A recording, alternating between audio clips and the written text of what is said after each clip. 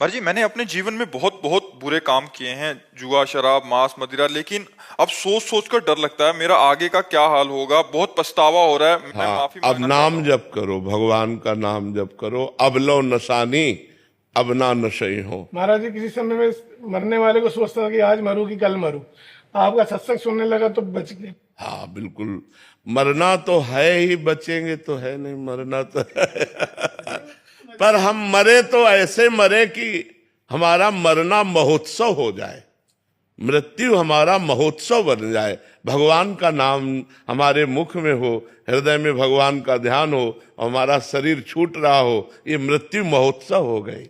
तो नाम जप करो। गलतियां आपसे ही नहीं सबसे हो जाती हैं, लेकिन बार बार गलतियों को दोहराना ये ठीक बात नहीं है। एक बार हमने जान लिया कि ये गलती है, अब उसे दोबारा हम ना करें। जो पाप कर्म हम जानते हैं कि ये पाप कर्म है, हम उनका अब दोबारा कभी अपने जीवन में प्रवेश न होने दें और भगवान का नाम जप करें तो ठीक हो जाओगे, ठीक हो जाओगे, सारे पाप नष्ट हो जाएंगे। नाम संकीर्तनम यस्य सर्व पाप प्रणाशनम। भगवान का नाम जप, भगवान का नाम कीर्तन, ये समस्त पापों का नाश। जब आपका सत्संग सुनने लगा हूं तब से कुछ भी नहीं करता। हाँ बिल्कुल, आनंदित रहो जी। नीरज कुमारी जी, राधे राधे महाराज जी। महाराज जी, आपका सत्संग और एकांतिक वार्तालाप सुनते हैं और नाम जप भी करने का अभ्यास कर रहे हैं।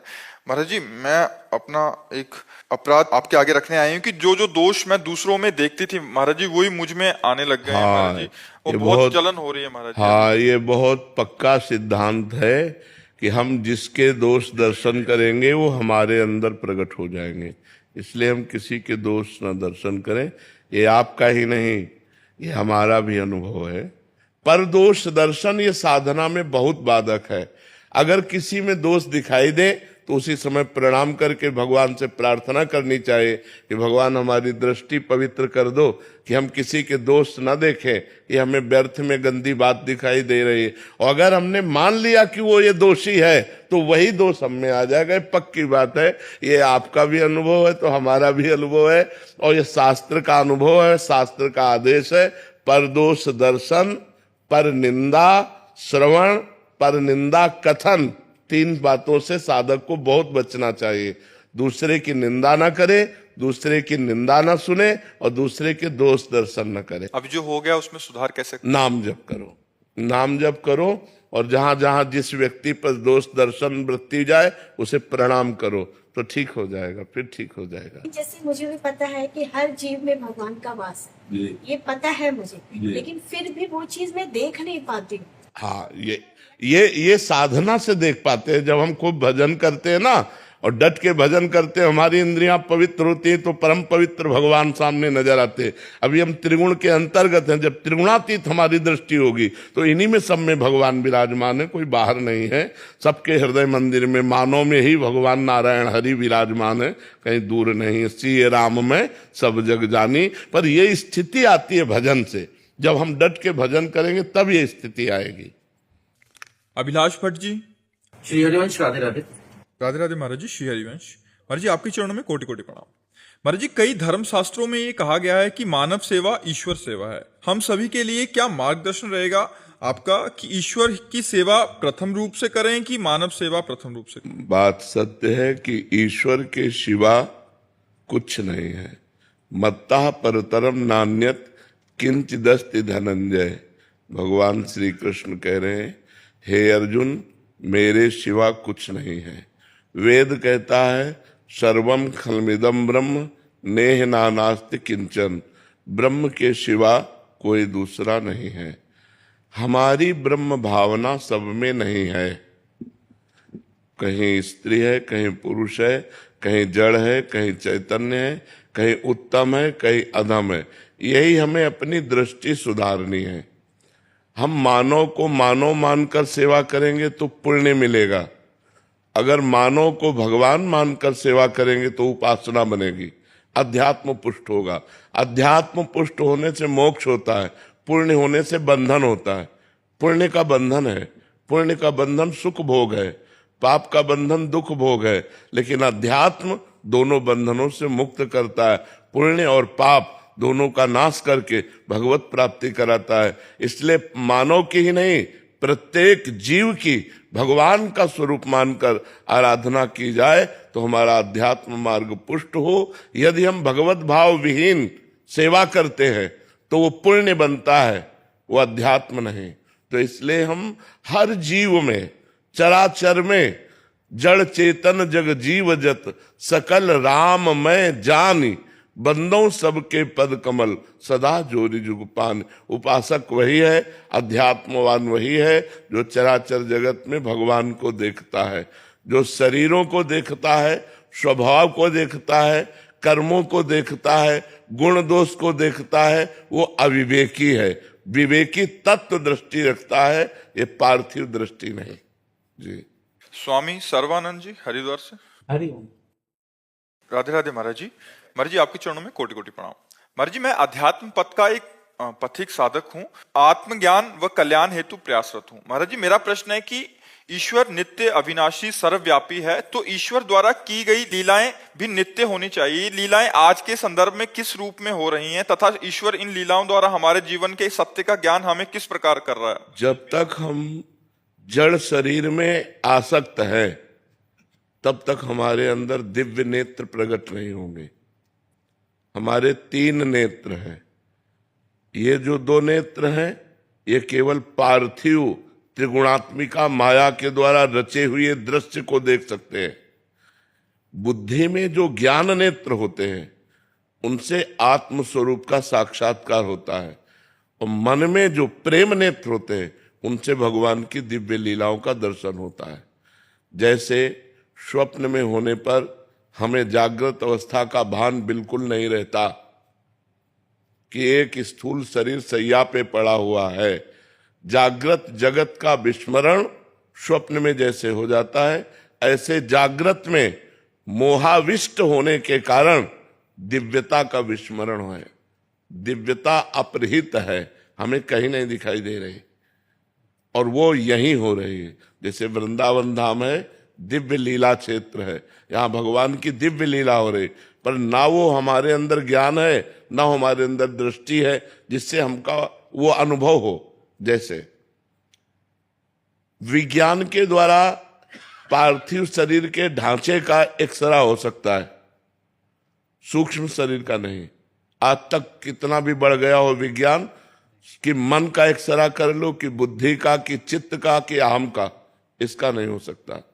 ऐसे ही हमारे जो यंत्र मन बुद्धि चित्त है, सूक्ष्म शरीर है, वो माया ग्रसित है, वो मलिन है। इसलिए भगवान की दिव्य लीला जो शाश्वत है, नित्य है, निरंतर है, वो हमें अनुभव में नहीं आ रही। उसके लिए हमें साधना चाहिए, हमें अपने मानस नेत्र खोलने होंगे, हमें अपने ज्ञान नेत्र खोलने होंगे, तब हम देख पाएंगे। जैसे भगवान के विराट स्वरूप को देखने के लिए अर्जुन साथ रहते हुए भी असमर्थ थे। जब भगवान ने उनको दिव्य चक्षु प्रदान किए तब भगवान के विराट रूप को देख पाए। ऐसे ही भगवान की दिव्य जो प्रेममयी लीला है, जो भगवान की सच्चिदानंदमयी लीला है, उसके लिए हमें सच्चिदानंद नेत्र चाहिए, पार्थिव नहीं। तो हमें साधना करनी पड़ेगी, और भगवान कृपा करें, गुरुदेव कृपा करें, हमारे अज्ञान चक्षुओं का नाश करके इनमें ज्ञान चक्षु खोलें, तो हम भगवान की दिव्य लीला देख पाएं। अभी हम भगवान की त्रिगुण लीला देख पा रहे हैं। जिनकी क्षमता है नेत्रों की, वो त्रिगुण लीला, त्रिगुणातीत लीला अभी नहीं। उसके लिए हमारे अंदर साधना के द्वारा नेत्र खुलेंगे, तब देख पाएंगे। पर जी अंदर के नेत्र खुलने पे हम इन्हीं चक्षुओं से देखते हैं। अंदर के नेत्रों का प्रकाश होता है, और गोलक यही होते हैं, नेत्र गोलक यही होते हैं। और लेकिन त्रिगुणात्मिका माया का प्रभाव हट जाता है और सच्चिदानंद प्रभाव दिखाई देने लगता है। तभी तो फिर जड़ चैतन्य नहीं दिखाई देता। गोपी जन देख रहे, जित देखूं तित श्याम मई है। उनकी जिधर दृष्टि जाती है उन्हें अपने श्याम सुंदर दिखाई दे।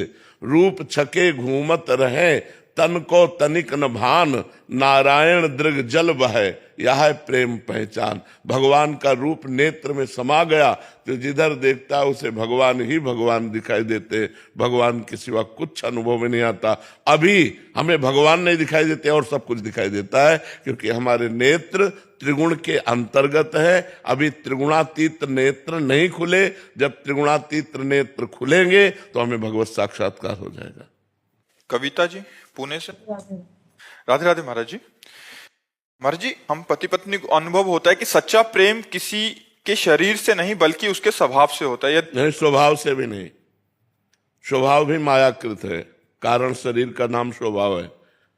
आत्मा से सच्चा प्रेम आत्मा से होता है, और सब लोग करते हैं, क्योंकि जब आत्मा शरीर से अंतर ध्यान हो जाती है तो हम शरीर को फूंक देते हैं, शरीर को गाड़ देते हैं, तो अनजाने में भी हम आत्मस्वरूप भगवान से ही प्यार करते हैं। यद्यपि हमें ज्ञान नहीं है, हम उसको नहीं जानते जिससे प्यार करते हैं।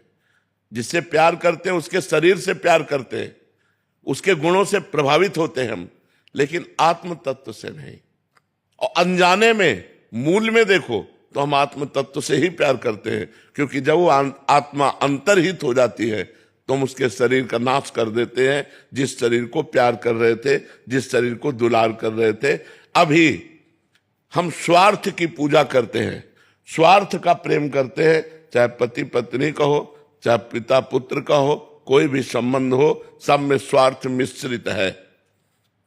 अगर पति नपुंसक हो, विचार करो, पति क्रोधी हो, पति अर्थ रहित हो, प्यार करके दिखाओ हम, तो हम माने कि तुम्हारा प्यार है।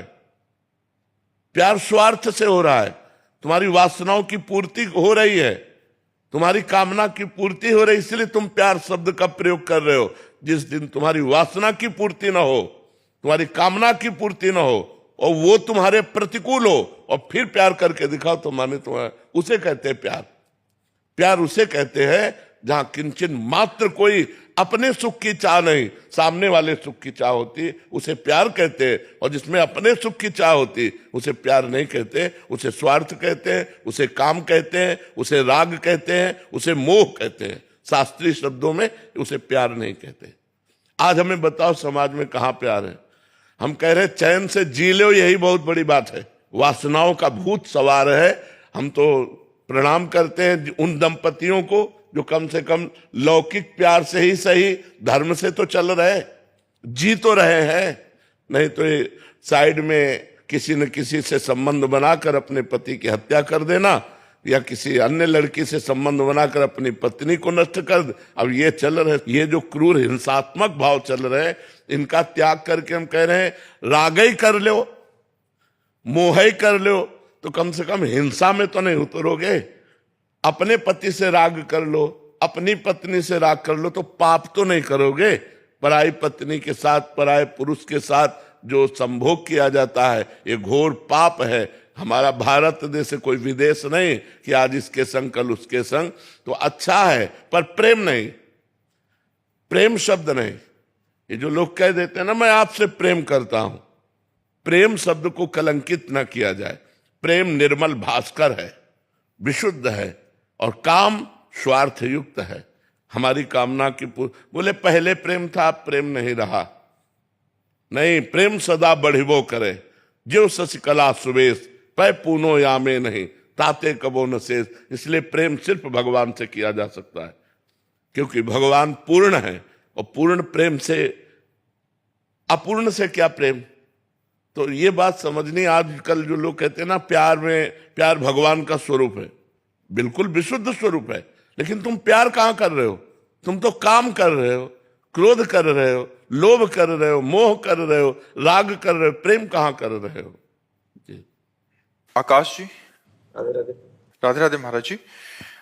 महाराज जी, आप कह रहे हैं कि कुछ दिनों तक तो भगवान में खूब श्रद्धा प्रेम बना रहता है महाराज जी, पर बीच में मन संसार में विषयों में लग जाता है, जिस कारण प्रभु से प्रेम विरत हो जाता है महाराज जी। ऐसे में जब हमारे द्वारा गलत आचरण हो जाएंगे, मन मलिन होगा, तो भगवान में नहीं लगेगा। पापवंत कर सहज स्वभाव, भजन मोर ते भाव न काऊ। जहां पाप बन गया, फिर भजन में मन नहीं लगेगा, भगवान में अश्रद्धा हो जाएगी। और जब हमारा मन निष्पाप होता है तो हमें भगवान प्राण प्यारे लगने लगते हैं, निरंतर भगवान का स्मरण चलता है और अपार दृढ़ विश्वास भगवान में होता है, अपार श्रद्धा होती है, जो हमारा हृदय पवित्र होता है। तो हमें चाहिए कैसी भी परिस्थिति हो भगवान का नाम जप न छोड़े। अगर हमसे कोई गलती भी हो जाएगी तो नाम पवित्र कर देगा, कोशिश करे गलती ना बने, पर यदि चूक बन जाए तो नाम भगवान में अपार सामर्थ्य है, वो तुम्हारे पापों को नष्ट कर देंगे। और हमारे देश में परम पवित्र तीर्थ है, कभी कभी जाना चाहिए। तीर्थराज प्रयाग जाकर संगम स्नान करे, नहीं है तो आसपास कहीं गंगा यमुना नदी उनमें अवगाहन करे। बहुत परम पवित्र तीर्थ है, काशी है, द्वारिकापुरी है, बहुत केदारनाथ, बद्रीनाथ, ये सब ऐसे परम पवित्र धाम है जिनके दर्शन मात्र से पाप नष्ट होते हैं।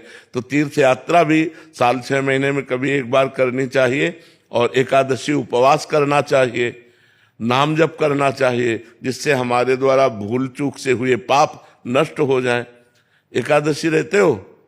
रहता था प्रभु, अभी नहीं, अब आज से हम नियम से, ऐसा नहीं कि कभी रहे कभी नहीं, ये सब करना चाहिए, क्योंकि हमारे द्वारा कुछ न कुछ पाप हो ही जाते हैं, तो ये सब भस्म हो जाते हैं। जैसे व्रत उपवास किए ना, उससे पाप नष्ट होते हैं, तीर्थ अवगाहन के, स्नान के, उससे। ये पिकनिक मनाने वाला तीर्थ ऐसे नहीं कि तीर्थों में गए, होटल बुक कर लिए, मनमानी पापाचरण किए, मनमानी खान पान, ऐसे नहीं।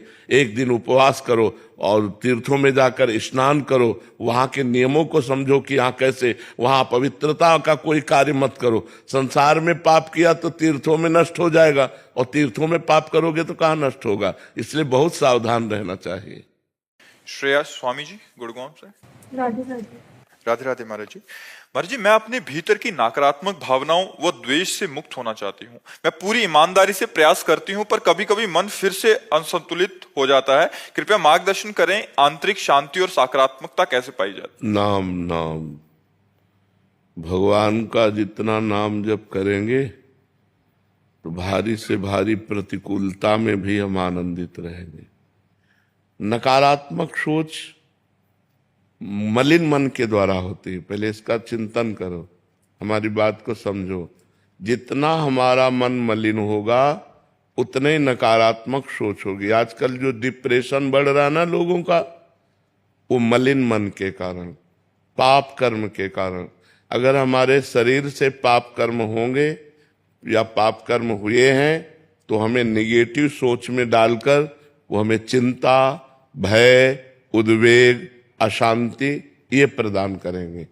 यदि हम नाम जप करें तो नाम जप के द्वारा हम सारे पापों को नष्ट कर सकते हैं, और जब पाप नष्ट हो जाएंगे तो हमारी पॉजिटिव सोच हो जाएगी, सकारात्मक सोच हो जाएगी। जैसे देखो कष्ट है तो लग रहा है भगवान की बड़ी कृपा है, हमारे जन्म जन्म के पाप नष्ट हो रहे हैं, हमारे ऊपर भगवान बहुत प्रसन्न है, हमारा अंतिम जन्म है, हम अपने भगवान के पास जाएंगे। अब हमारी सोच अगर अभी नकारात्मक हो जाए तो अभी हम परेशान हो जाए, और सकारात्मक है तो हम प्रसन्न हैं। शरीर कष्ट में है, हम प्रसन्न हैं। ऐसे ही प्रतिकूल परिस्थिति में, विपत्ति में, अपमान में, धन हानि में, जन हानि में यदि हम भगवान का भजन करते हैं तो हमारी सोच पॉजिटिव हो जाएगी, सकारात्मक हो जाएगी, तो हमारे ऊपर कोई विपत्ति, कोई दुख हावी नहीं होगा। और यदि हम नकारात्मक सोच वाले बने तो धन है, सुख सुविधा है, शरीर स्वस्थ है, पर सोच सही नहीं है तो हम जल रहे हैं, हम चिंता, उद्विग्न, भय से प्राप्त हो रहे हैं। तो हमें चाहिए डट के नाम जप करो, राधा राधा राधा राधा, कृष्ण कृष्ण कृष्ण कृष्ण। आप देखो आपका हृदय कितना आनंदित होता है। और बिना नाम जप के आपका प्रयास ही क्या होगा, मन पर क्या प्रयास कर सकते हो? नाम जप नहीं है तो आपका अधूरा प्रयास है, और नाम जप है तो आपका पूरा प्रयास है, और आप सफल होंगे, मंगल होगा, आनंद बढ़ेगा, चिंता शोक नष्ट होंगे। इसलिए नाम जप करो, नाम जप के बिना शांति नहीं मिलेगी। रवि कुमार कौशिक जी। जी राधे राधे महाराज जी। महाराज जी, आपके सत्संग सुनकर हमें ये पता चला कि हमें भगवान से कुछ भी इच्छा या नहीं करनी चाहिए या कुछ मांगना नहीं चाहिए, प्रभु की इच्छा पे ही छोड़ देना चाहिए। परंतु यदि माता पिता बोलते हैं कि पूजा करते हैं, मंदिर जाते वक्त ये मांग लो और या ये इच्छा पूर्ति के लिए अनुष्ठान करवाते हैं, तो हमें महाराज जी उस समय क्या करना चाहिए? हमने जी, पढ़ा ऐसा। हाँ जी, तर्क वितर्क नहीं करना। अपने अंदर के भाव को भगवान जानते हैं। अपने को भगवान से प्रगट में यही कहना कि जे विधि होए नाथ हित मोरा, करो शुभेग दास में तोरा। जिस तरह से मेरा परम कल्याण हो, जिस तरह से मैं आपको प्रेम कर सकूं, जिस तरह से मैं आपका भजन कर सकूं, अच्छे आचरण में चल सकूं, हे भगवान वही कृपा करना। अंदर की बात, बाहर से कोई कह रहा है ऐसा करो, वहां कर देते हैं, क्योंकि वो माता पिता हैं। हम विरोध नहीं करते। विरोध भक्ति नहीं सिखाती, झगड़ा भक्ति नहीं सिखाती, भक्ति प्रेम सिखाती है। भक्ति सबसे प्रेम करो, सबको आनंद प्रदान करो और स्वयं में सुरक्षित रहो। स्वयं किसी के प्रेम और आसक्ति में फंसकर गलत आचरण मत करो। समझ पा रहे हो आप? कभी कभी क्रोध हो जाता है। हाँ, यही इसीलिए कह रहा हूं कि अंदर से अपने भाव रखो और बाहर से जैसा वो कह रहे हैं वैसा करो, क्योंकि पाप कर्म नहीं कह रहे, पुण्य कर्म कह रहे हैं। जी हाँ, अपना ज्ञान मत उनको दो, अपनी भावना उनको व्यक्त मत करो, उनकी भावना में सपोर्ट कर दो और भगवान से अपनी भावना, तो भगवान आपके अंतर की बात जानते हैं, तो आपकी हानि नहीं होगी, आपको क्रोध नहीं आएगा और बढ़िया व्यवहार चल जाएगा। ब्रजेश शास्त्री जी, राधे राधे। राधे राधे महाराज जी। महाराज जी, मेरी उम्र 70 साल है। संघर्ष और भगवत भजन से संसार के महत्वपूर्ण जवाबदारी पूर्ण कर ली है महाराज जी, पर अभी बच्चों के भविष्य को लेकर बहुत भयग्रस्त हूं और चिंता होती है महाराज जी। ऐसे में अपने आप को कैसे संभाले महाराज जी? राम कृष्ण हरि विठ्ठल हो, जो भगवान का नाम प्रिय लगे जपो, उसी से बच्चों का भी भविष्य उज्जवल हो जाएगा। भजन के बल से सब ठीक हो जाता है। अगर भजन बल नहीं तो रुपया का बल प्रयोग नहीं होगा, रुपया का बल काम नहीं करेगा। बड़े बड़े खूब वैभव कमाया अपने बच्चों के लिए और बच्चे अफीम और ड्रग्स इन गंदी बातों में उतर गए। तो अगर हम बच्चों को अच्छे चरित्र दे पावे, अच्छे आचरण दे पावे, तो ये बच्चों का उज्जवल भविष्य करेंगे। यदि हम भजन करें और अपने बच्चों को दें तो बच्चों का भविष्य उज्जवल हो जाएगा। रुपए से नहीं होगा, रुपए से भविष्य उज्जवल नहीं होता। अगर बच्चा आचरण ठीक है, पढ़ा लिखा है, वो कमा लेगा। आचरणहीन है और खूब रुपया जमा किए हो, वो सब नष्ट कर देगा। तो आप ज्यादा बच्चों की चिंता न करें, भगवान की चिंता करें और वो भजन जो भजन करते हो वो बच्चों को दे देते, उनकी बुद्धि शुद्ध होगी, उनका भविष्य उज्जवल होगा। समझ पा रहे आप? राधे राधे महाराज जी, प्रणाम। महाराज जी, किसी अन्य के प्रति आकर्षण होने से हम अपने पथ से भटक गए। जो थोड़ा थोड़ा नाम जप भी करते थे, नियम पालन करते थे, वो सब छूट गया महाराज जी। मैं फिर से नई शुरुआत करना चाहती हूँ। हमें लगता है यदि नाम जप करो सही ढंग से तो हमें तो कोई आज तक आकर्षणकारी लगा ही नहीं। यदि हमें कृष्ण का आकर्षण है तो ये पार्थिव मरे हुए शरीर के आकर्षित कर सकते हैं। इन शरीरों में आकर्षण होकर के अपने धर्म से भ्रष्ट हो जाना, हमें लगता है हम सच्चे भगवान के भजन करने वाले नहीं हैं। अगर सच्चे भगवान के भजन करने वाले हैं, जो कृष्ण संपूर्ण जगत का स्वामी है, जो सौंदर्य माधुर्य समुद्र है, उस प्रभु से हट करके हम गलत मार्ग के लिए किसी स्त्री पुरुष के आकर्षण में फंस जाएं, ये तो हमारी समझ में नहीं आता। कौन सुंदर है यहाँ? सुंदर तो प्रिया जो है, सुंदर तो लाल जो है। देखो माई सुंदरता की सीमा, कोटि काम मूर्छित हो जाए जिनकी एक मुस्कान में, ऐसे सुंदर लाल जो है श्री कृष्ण है। और ऐसे श्री कृष्ण जिस सुंदरता में आसक्त है वो प्रिया जो है। ऐसे जुगल सरकार को छोड़कर यार कहाँ कोई सुंदर है? अपने मन को संभालो, यहाँ कहीं कोई सुंदर नहीं है और कहीं कोई सुख नहीं है। कुछ सुंदर नहीं है, चमड़ी की केवल सुंदरता है। और क्या सुंदरता है? चमड़ी से फंसा करके हमारे जीवन को नष्ट किया जा रहा है। और क्या है आप बताओ? हाल हमारे क्या है? मिलता क्या है? हम फंसते कहां से और मिलता क्या है? त्रिविधम नरकस्येदम द्वारम नासन मात्मनः कामः क्रोधा तथा लोभा तस्मा देत्रयम त्यजेत। भगवान के मार्ग के यदि पथिक हो तो सिंह की तरह जियो। कोई मुस्कुरा रहा है तो मुस्कुराहट में फंस रहे, हम उसकी मुस्कुराहट में है जो वैकुंठ का द्वार खोलेगा, जो निकुंज का द्वार खोलेगा, जो साकेत का द्वार खोलेगा। ऐसे सिंह की तरह चलना चाहिए, नहीं ऐसे बह चले जा रहे हैं। आजकल तो बॉयफ्रेंड ब्रेकअप, गर्लफ्रेंड ब्रेकअप, सब अपनी जिंदगी को बर्बाद कर रहे हैं, सब चरित्रहीन हो रहे हैं। तभी तो देखो ना, पत्नी किसी की, मित्रता किसी से, पति किसी का, और पकड़ा किसी से जा रहा है। ये सब क्या चरित्र हो रहे हैं? ये सब लाठी खाने वाले आचरण है। इनको जीवन को सुधारने का रास्ता नहीं मिला तो अपने जीवन को नष्ट कर रहे हैं। ये जो आजकल चला है ना, गर्लफ्रेंड बॉयफ्रेंड, ये आकर्षण वो आकर्षण, लिव इन रिलेशन, ये सब नाश करने वाला है, धर्म का नाश करने वाला है। ये धर्म का नाश हो रहा है। ये कहां से पवित्र चरित्र होंगे इनके? आज गृहस्थी संशयपूर्ण है, गृहस्थी संशयपूर्ण है। पति पत्नी के प्रेम में संशय है, माता पिता पुत्र परिवार के प्रेम में संशय। क्यों? चरित्रहीन हो रहे। अभी पीछे के बैच में बता गया, जवान लड़का से कह रहा था मेरी माँ किसी और से संबंध रखती, उधर से एक लड़की बोली मेरा पिता किसी और से संबंध रखता है। क्या करें हम? कहा अपने जीवन को बचाओ, नहीं तो क्रोध करोगे, हिंसा कर दोगे, जेल जाओगे। अपने चरित्र को, आजकल बहुत अपवित्रता फैल रही है। भोजन सही नहीं, चरित्र सही नहीं, तो विचार सही नहीं, तो फिर मनुष्य जीवन क्या? मनुष्यता नहीं रह जाती, राक्षसीपन आ जाता, पशुता आ जाती। इसलिए खूब नाम जप करो, पवित्र भोजन करो, अच्छे आचरण करो, तभी मनुष्य जीवन का लाभ ले पाओगे। ये किसी का आकर्षण, क्या आकर्षण?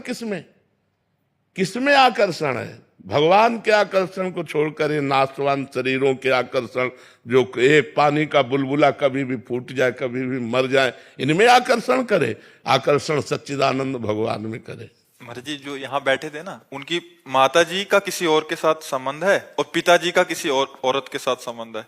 अब माता जी को समझाते तो कह रहे पिताजी को समझा, पिताजी को समझाते तो कहते माता जी को समझा। नहीं, बच्चे को ही समझ जाना चाहिए, नहीं तो फिर आजकल माता पिता खुद गंदे आचरणों में हो तो बच्चों पर शासन क्या करेंगे? देखो, जिसकी नजर में दम नहीं है वो अपने परिवार को सही नहीं चला सकता। शासन में बहुत बड़ी सामर्थ्य है। अगर आप अपने में शासित हैं तो आपके बच्चे शासित मिलेंगे, अगर आप अपने में शासित नहीं तो आपके बच्चे शासित नहीं होंगे। तो चरित्र तभी ठीक होता है जब माता पिता का चरित्र ठीक हो, माता पिता के नेत्रों में दम हो कि अपने बच्चों को शासन में रख सके। नहीं तो आज हमारा समाज गिरता चला जा रहा है। अब सोचो क्या दशा है, माँ कहीं जा रहे, पिता कहीं जा रहे, बच्चे कहीं जा रहे। क्या गृहस्थी, क्या धर्म और क्या भगवान की प्राप्ति, बड़ा समस्या है। गुलशन जी, राधे राधे। राधे राधे महाराज जी। महाराज जी, मेरे एक रिश्तेदार को डिप्रेशन हो गया था, फिर मैंने उनको राधा नाम जपने की सलाह दी और वो मानसिक बीमारी से ठीक भी हो गए। महाराज जी, पर ये हुआ कैसे? क्या इसके पीछे कोई कारण था? हाँ, जब हम नाम जप करते हैं तो पाप नष्ट होता है, और जब पाप नष्ट होता है तो बुद्धि शुद्ध होती है। जब बुद्धि शुद्ध होती है तो डिप्रेशन खत्म हो जाता है। डिप्रेशन होता है ओवर थिंकिंग, नकारात्मक सोच। दो बातें, ओवर थिंकिंग और नकारात्मक सोच से ही डिप्रेशन होता है। कहीं ऐसा ना हो जाए, कहीं ऐसा ना हो जाए, कहीं वो डूबते डूबते एकदम निर्णय करने के लायक नहीं रहता, तो वो उसी में डूबा रहता है। अब वो राधा राधा राधा, तो ओवर थिंकिंग बची और राधा नाम उसके पाप को नष्ट कर रहा है, तो नकारात्मक सोच सकारात्मक आ गई, वो डिप्रेशन से बच गया। हर दुख से बचने का उपाय राधा नाम है। हर दुख से आप जप करके तो देखो, पाप कर्म मत करो, शराब मत पियो, मांस मत खाओ, पराई बहन बेटियों से गंदा संबंध मत रखो, नाम जप करो, देखो आनंद आ जाएगा। आनंद जहां आना है वहां से तो कनेक्शन नहीं किए, और जहां से दुख आना है वहां कनेक्शन ही कनेक्शन है, तो कैसे सुख मिले? संसार दुख का घर है, दुखालयम अशाश्वतम, नाशवान और दुखमय, और भगवान आनंद सिंधु है। आनंद सिंधु से संपर्क नहीं है और दुखालय में ही फंसे तो दुख ही तो मिलेगा। रामचंद्र शर्मा जी, राधे राधे। राधे राधे महाराज जी। महाराज जी, आध्यात्मिक पथ पर पारिवारिक कारणों से प्रगति नहीं कर पा रहा हूँ महाराज जी, कृपया मार्गदर्शन करें। वैसे हमें तो लगता है कि ऐसी कोई पारिवारिक समस्या नहीं है जो हमें अध्यात्म से विलग कर सके। नाथ सकल संपदा तुम्हारी, मैं सेवक समेत सुतना। एक चौपाई में पूरा अध्यात्म भरा है। नाथ सकल संपदा तुम्हारी, मैं सेवक समेत सुतनारी। नाम जप करो, सब भगवान का मानो, सब भगवान की सेवा, भगवान को अर्पित कर दो, गृहस्थ में रहते हुए भगवत प्राप्ति हो जाएगी। हर कर्म भगवान को समर्पित करो। बच्चे में, पत्नी में, परिवार में, सब में जो बिजली है, जो पावर है, जिसके द्वारा हम देख सुन रहे हैं, बोल रहे हैं, वो भगवान है। सबके हृदय में भगवान, जड़ चेतन जग जीव जत सकल राम में जानी, बंदों सबके पद कमल सदा जोरी जुग पान। सब में भगवान। हमें लगता है कि गृहस्थी बाधक नहीं है, हमारी समझ बाधक है। देखो, तुम्हारी गृहस्थी में 8-10 लोग होंगे, 5 लोग होंगे, हमारी गृहस्थी में 500 लोग हैं। गृहस्थी का मतलब 5-7 लोग जहां मकान में रह रहे हो उसी को तो मानते हो गृहस्थी। भाई लड़का है, बिटिया है, पत्नी है, अमुक है, तो हमारे सब लड़के ही तो हैं जो शिष्य बने हैं। 500 हैं, 500 का एक साथ भोजन होता है और 500 के एक साथ सब खान पान विभाग रहना सबका। तो अगर हम भगवान का आश्रय लेकर और भगवत भाव से करें तो 500 लोग एक साथ रहते हुए भी हमारे विक्षेप का कारण नहीं है। और अगर हम भगवत भाव छोड़ दें तो पति पत्नी में नहीं बनती। एक बिटिया होती, एक लड़का होता, वो नहीं संभलता। और ये तो दूसरी जगह से पैदा हुए और दूसरी जगह आए हुए हैं। हमारा तो केवल गुरु शिष्य का संबंध है। माता पिता अपने बच्ची को नहीं संभाल सकते। जवाब दे दे, अपनी बच्ची का मोबाइल रखवा के दिखा दो, वो रखना नहीं चाहेगी। अपने बच्चे से मोबाइल छीन के देखो, और यहां केवल मोबाइल उन्हीं के पास है जो दिनचर्या की सेवा में लगे हुए हैं। बका किसी के पास मोबाइल नहीं, किसी के कमरे में कोई भी आधुनिकता नहीं, एक चटाई और एक बिछौना, और भोजन पाओ और रात दिन भजन करो। सब नौजवान हैं, मतलब 15 से लेकर के 35-40 तक के सब हैं। हम ना टेंशन में है, ना ये टेंशन में है। सबको है कि ये लोग, इनको है कि महाराज जी, और हमें है कि महारानी जी। तो कोई टेंशन में नहीं। अच्छा, अब अपने घर में आप टेंशन में हो, ये समस्या है। अपने घर में आप टेंशन में हो कि यार कैसे चलेगा, क्योंकि आपको चलाना है ना। अगर यही बात आप एक चौपाई में पूरा उत्तर दे दिए थे कि नाथ सकल संपदा तुम्हारी, मैं सेवक समेत सुतनारी, अभी आनंद आ जाए कि जथा लाभ संतोष सदा काहो सो कछु न चाहूंगो, जैसे प्रभु चाहो वैसे रखो, मैं आपका दास हूं और ये सब आपका परिवार है। और मेहनत करके नमक रोटी खाओ, उसी में आनंद आने लगेगा, अभी भक्ति का रंग आ जाएगा। पर इतना चिंतन बदल गया। बेटी का ब्याह है तो इतना रुपया होना चाहिए, लड़के की पढ़ाई का इतना होना चाहिए, इसका इतना होना चाहिए, वो सब टेंशन भरे हो। छोड़ो टेंशन, भगवान के ऊपर छोड़ो। भगवान कहते हैं अनन्यस चिंतयन्तो माम ये जनाः पर्युपासते तेषां नित्याभियुक्तानां योगक्षेमं वहाम्यहम्। जो मेरा अनन्य चिंतन करता है उसके योगक्षेम का वहन मैं करता हूं। अगर अपना भरोसा परमात्मा में लग जाए तो आप कह सकते हो कि आप बाबा जी हो। नरसिंह मेहता जी गृहस्थ थे, बेटी का भात भरने के लिए स्वयं जगदीश्वर भगवान गए। भरोसा है, इतना भात में लिखा गया था सामग्री कि वो आए ही ना, क्योंकि वो गरीब है, वो आए ही ना। तो उन्होंने पर्चा भगवान के आगे रख दिया और पहुंच गए। तो द्वारिकाधीश गाड़ियों से लद करके जितने पर्चे लिखे थे उससे अधिक, और यहां तक कि स्वर्ण वर्षा तक भगवान ने कर दी। तो हमें भरोसा होना चाहिए, वो कहानियां ही नहीं है, वो हम अपने जीवन में देख रहे हैं, अपने जीवन में देख रहे हैं।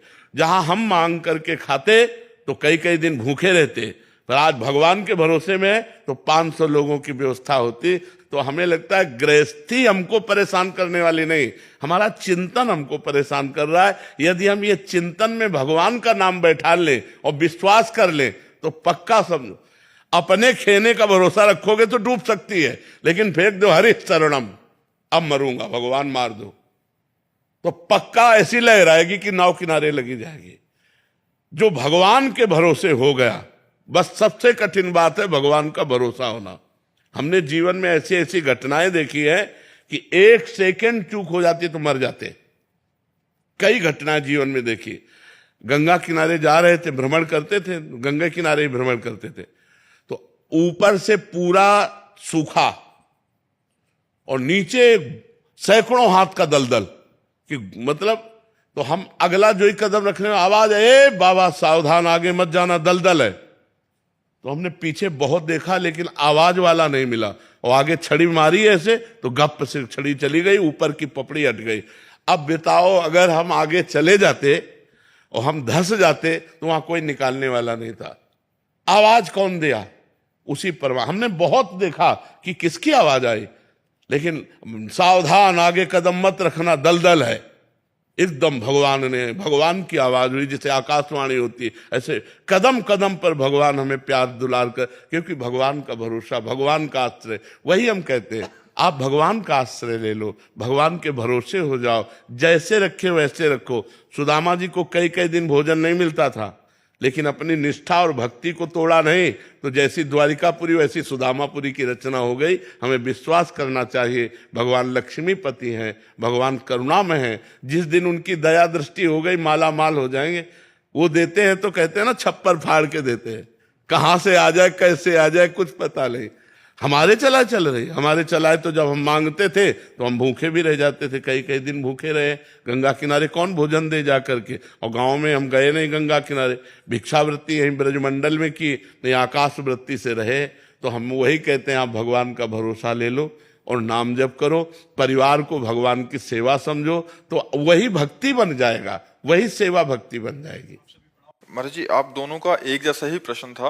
महाराज जी, ये जैसे आप कहते हैं कि बच्चों में सुधार होना चाहिए, माता पिता सही आचरण होना चाहिए, ये कह रहे हैं, कुमार जी कह रहे हैं कि मेरे माता जी का किसी से संबंध है और पिताजी का किसी और से संबंध है, जिसके कारण आपस में उनकी लड़ाई होती रहती है और इस पे हमारे पे बहुत असर पड़ता है। वैसे ही जी कह रही हैं कि माता पिता के जब आचरण गलत हो तो घर पे बच्चों के बहुत असर पड़ता है। बहुत बड़ी समस्या है, बहुत बड़ी समस्या है, और आप लोग अपने को संभालिए। किसका प्रश्न है? हाँ, आप लोग अपने को संभालिए। बहुत कलयुग का विचित्र समय हो रहा है। अब इस पर हम क्या बोल सकते हैं, जहाँ चरित्र ही दूषित हो रहे हैं। माता पिता बच्चों के चरित्र का निर्माण करने वाले गुरु है। मातृ देवो भव, पितृ देवो भव, और जब माता पिता ही आचरणहीन हो रहे हैं, अब कलिकाल का ये मलिन व्यवहार है। हमें लगता है बच्चों को अपने जीवन को संभालना चाहिए, ऐसे माता पिता से दूरी बना लेनी चाहिए। अब वो घर में है तो क्या किया जा सकता है, लेकिन अपने को सुरक्षित रखना चाहिए। ज्यादा विरोध करने पर हिंसा के खेल होने लगते हैं, तो मुझे लगता है कि हिंसा ना करके, अपने जीवन को पाप में न डाल करके, उनके आचरणों की उपेक्षा करके अपने जीवन को बचाना चाहिए। इसी कारण मैंने 2 बार, मतलब काफी बार माता पिता पे हाथ उठा दिया। वही तो मतलब, हिंसात्मक प्रवृत्ति ना करे, चुपचाप शांत अपने जीवन को। तो अब जब जैसे बच्चे सयाने हैं और देख रहे हैं कि माँ गंदे आचरण कर रही है, तो फिर असहनीय हो जाता है। पर हमें उन बच्चों से प्रार्थना करनी है कि ऐसा करने से आप जेल के अधिकारी होंगे, आप जेल में जाकर के कष्ट भोगेंगे। तो आप ऐसा क्यों करें?